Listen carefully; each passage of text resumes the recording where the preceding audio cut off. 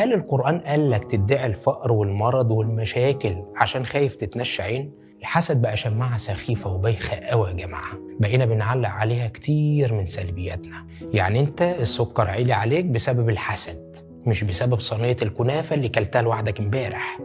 وانت ولادك بيسقطوا في المدرسة مش عشان ما بيذاكروش، لا، عشان محسودين.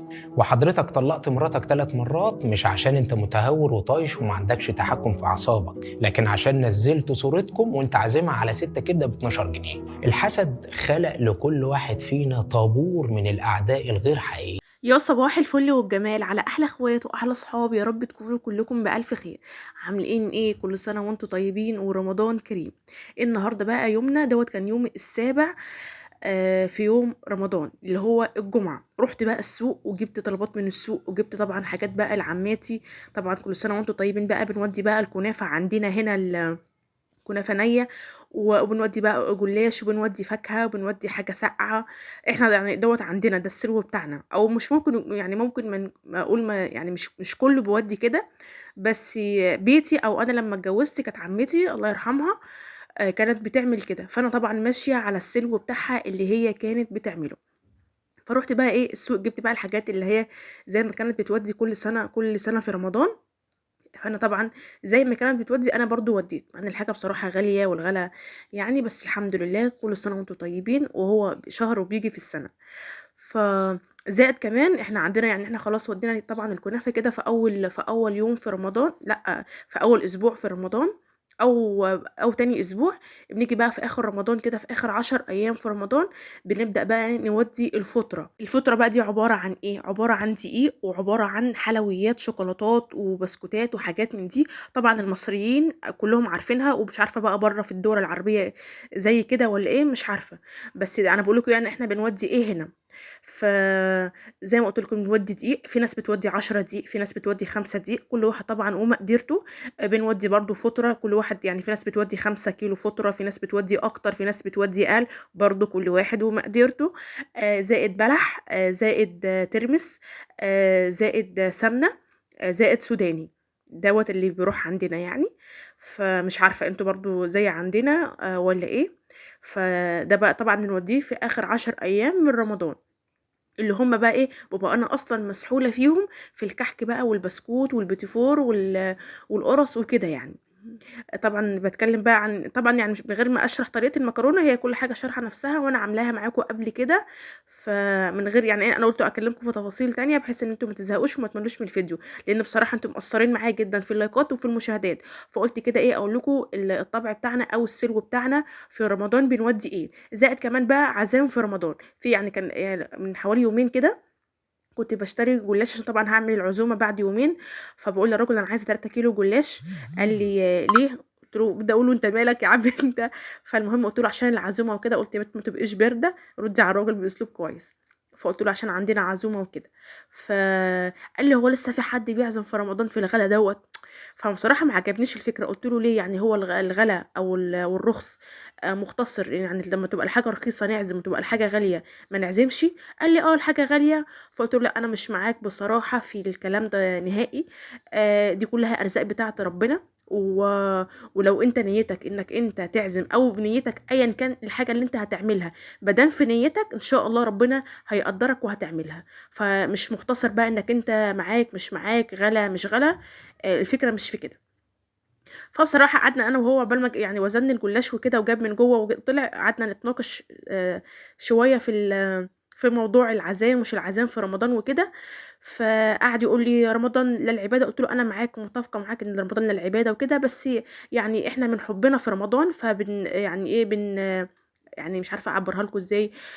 من حُبّنا فيه بنحب يعني إيه نعزم بعض فيه، بحيث إن إحنا نحس إن رمضان مختلف عن أي شهر." فالمهم قعدنا نجادل أنا وهو شوية، وهو طبعًا أنا واخدة عليه لإن طبعًا قريبي يعني وكده.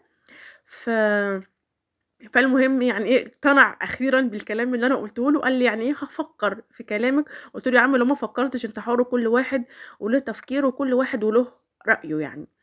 فأنا عارفة إن في ناس كتير اليومين دول يقولوا لِك لأ عزايم إيه ورمضان والحاجة غالية أنتِ ممكن تعزمي وممكن ما تكلّفيش نفسِك خالص، بس كفاية إنِّك أنتِ تقدّري إخوات جوزِك، تقدّري حماتِك، تقدّري أمِك، تقدّري أبوك، تقدّري إخواتِك، يعني دي الحاجات دي باحس إن هي فيها تقدير شوية، وفي نفس الوقت يعني بتحسّي كده بتعمل أُلفة وبتعمل حُب وبتزيد الحُب إيه، لإن أصلًا الأيام دي ما أعرفش الناس جرى لها إيه، فتحسّي إن أنتِ أمّا بتعملي حاجات زي كده بتحسّي بيبقى الحُب بيزيد. حد هيقول لي: "هو الحُب بيزيد بالعزومات وبالمصاريف وكده." هاقول لكم آه، هاقول لكم آه، أنا عن نفسي أنا مقتنعة بكده، إن أنا لمّا آخُد لحد هدية أو أمّا آخُد لحد حاجة طبعًا، أمّا أنا مش كفاية عليّا الكلام، هو الكلام حلو وكل حاجة أنا معاكم، بس برضه الحاجات دي بتعمل أُلفة وبتعمل محبة. طبعًا أنتم شُفتوا صينية المكرونة وكانت التفاصيل بتاعتها كانت ظاهرة معاكم في الفيديو، ما حبيتش إن أنا إيه، أتكلّم كتير وعملنا إيه وسوينا إيه، بما إني عاملاها معاكم قبل كده وحاكية لكم التفاصيل